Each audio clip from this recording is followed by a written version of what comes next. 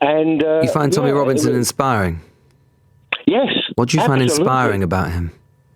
I'll tell you, for example, if, you had truths to tell, and somebody said to you, well, I tell you what, you better not tell those truths, because you know what? If you do, we're going to lock you up on your own and stay there for a long time. And if you turn around to that... Oh, no, wait a minute. Tommy Robinson was put in prison because of contempt of court. It wasn't because he was trying to say anything that was some great truth-telling thing. He was done for contempt of court. All right, in this video, you're going to hear a call to Lewis Goodall just after the massive Tommy Robinson rally took place in London. The next day, his supporters took to the airwaves to celebrate, but this caller got a brutal reality check when he ran into Lewis Goodall, who came armed with cold, hard facts. If you want to see more videos like this, please hit the like and subscribe buttons, and don't forget to press the notification bell so you never miss a video.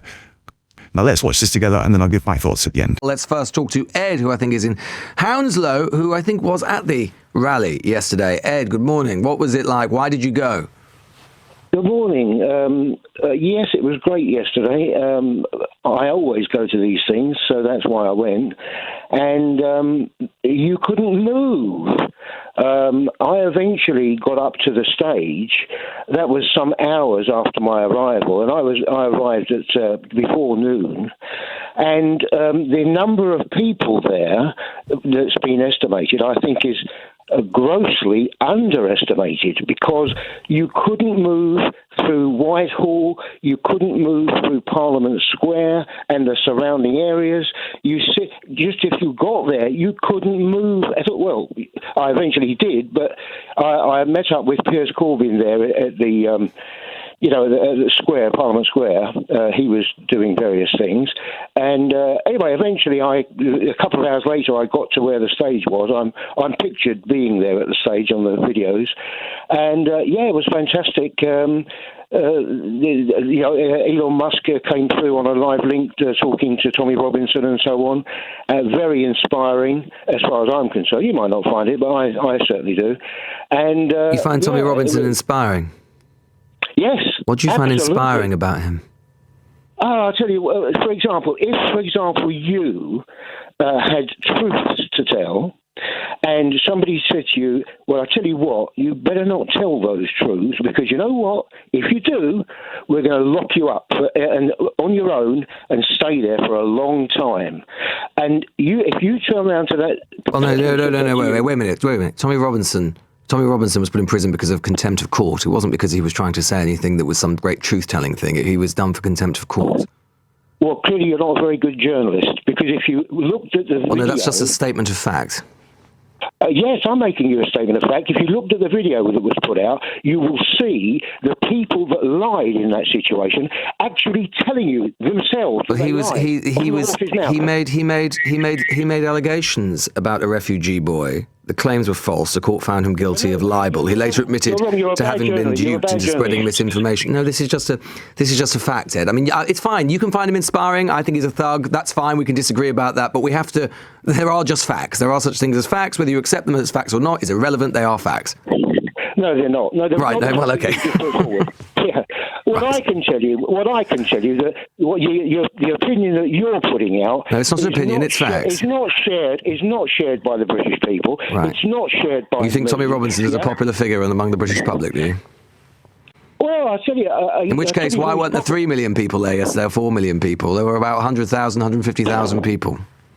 Is it dwarfed by the sort of numbers that used to turn up to the Remain rallies during the People's Vote campaign, for example? That's not true. It is true. I've been to those as well. No, but I've been there. Have you been there? Yep. Have you been there? I bet you haven't. To the People's Vote rallies, yeah, I reported from them. And I've been to plenty of Tommy Robinson protests as well. Let me tell you this. This Tommy Robinson is such a thug and such a racist and all the rest of it, yeah? Well, he spread lies about the Great Replacement Theory. He spread lies about white genocide. No, but it's just true, Ed. It's just true. You know what? The propaganda. All right, okay. Ed, like I say, you can find whatever thug you want inspiring. I'm not bothered, but I am bothered about the fact that you won't accept facts when they're put to you. The audience will, and that's fine for both of us. Let's speak now to Josie, who is in Stafford. Josie, good morning to you. Good morning, Lewis. You've got something to say about Sir Peter Cargill? I just thought what he said showed basically utter contempt for the population, really. And he was sort of indicating that what Elon Musk was saying, it has nothing to do with us. That's not how we operate in this country. People will be getting up today, having their breakfast. They won't take any notice of it. I think that is so ridiculous. The world is getting smaller and smaller and smaller. And what goes on in America or how things are done in America does affect us here, and people are seeing that, and we're seeing it every day. And Musk gets away with saying what he says because it's money. He has more money than a small country. And he gets away with everything. And he owns a platform that is toxic. I mean, I used to be on Twitter, but I deleted my account. I won't have anything to I'm sure you're happier now. For it, Josie. Wish I could. Particularly after this week, Jesus. Yeah, and I just think it shows, and to be honest, that contempt for the British population, I think it goes right to the top, because you've got Labour at the moment. All he's doing is all Starmer is doing is legitimising Farage, all his rhetoric he's spouting, where he's exploiting people's issues and not helping people. And so this is just ignoring it. You can look at these people flag waving and call them idiots or whatever you want to call them, but it's how people are feeling. And there's no alternatives. The conversations are so at primary school level almost. Yeah. There's no proper debate anymore. There's no reasoned debate. And you even hear it in politics. I mean, I'm no great fan of Margaret Thatcher by any means, but she would have a decent, sensible debate, and she knew what she stood for. Storm hasn't got a clue. He's got no ideology, and this is why he's just floating in the wind and trying to just do what he thinks people want him to do. But that's not showing people an alternative. It's like the question of immigration. I mean, I'm not even going to go into it.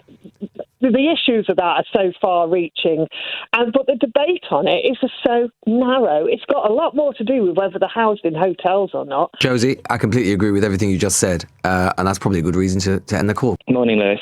So, as my introduction, I'm going to set out by saying that what we're seeing in the UK is a reflection of what's happened in the US, which has been predicated by Nigel Farage and Tommy Robinson, which is essentially that they're copying Donald Trump's tactic, which I don't call, but it's a theory. It's stochastic terrorism. To explain that to people that don't know, essentially it's influential figures demonizing individual groups, and they do this by inseminating a lot of ideas throughout mass media, through campaigns, through promotion. This was a lot of Charlie Kirk's work, so a lot of the rhetoric going on right now about what he did was about giving fair college debates with students, which wasn't necessarily true. He was a media-trained person that was very good at grifting. Well, to be fair, Alex, opinion. To be fair, I mean, and I'm no fan of. I mean, I've said all week. I mean, and some people don't like this, but it is true. Kirk had very extreme positions on all manner of things. I think it's also fair to say, if you can also credibly say that he was someone who clearly believed deeply in what he believed, and he went out proselytizing what he believed, often in quite hostile environments, which has to be to his credit.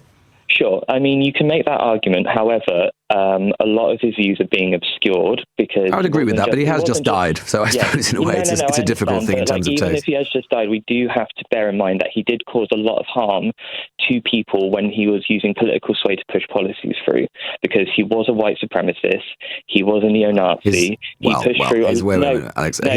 absolutely did. Look, a lot of his... He compared I'm not sure people, he was a neo-Nazi. I'm not sure he was a white supremacist. Lower intelligence and using them as DEIs. He compared them prowling the night hunting for white people. He had very. Just if I could just explain, because these things are not being announced. He spoke about whipping people over the Mexican border and even using lethal force. He called trans people an abomination of God. Alex, no one, I think in the British media, I don't think there have been many people more than me who have been reasonably strident this week in making the point that some of his views were extreme. And I don't think we should be afraid of saying that. As I say, I think it's also true. It's a slightly delicate balance because, of course, he has just been killed in a horrendous circumstances and he's got a family and all of those sorts of things. So it's a difficult balance in terms of taste, but you've put the point, Alex, in Bournemouth there. All right, so let's just break down what we saw. Ed, the caller, starts with his narrative. Tommy Robinson is an inspiring truth teller who's being persecuted for speaking out the usual rubbish. It's a classic hero worship story. But then Lewis uses questioning perfectly. He doesn't argue, he just asked questions and presented a single verifiable fact. Robinson went to prison for contempt of court, not for quote-unquote telling truths. And did you catch the contradiction?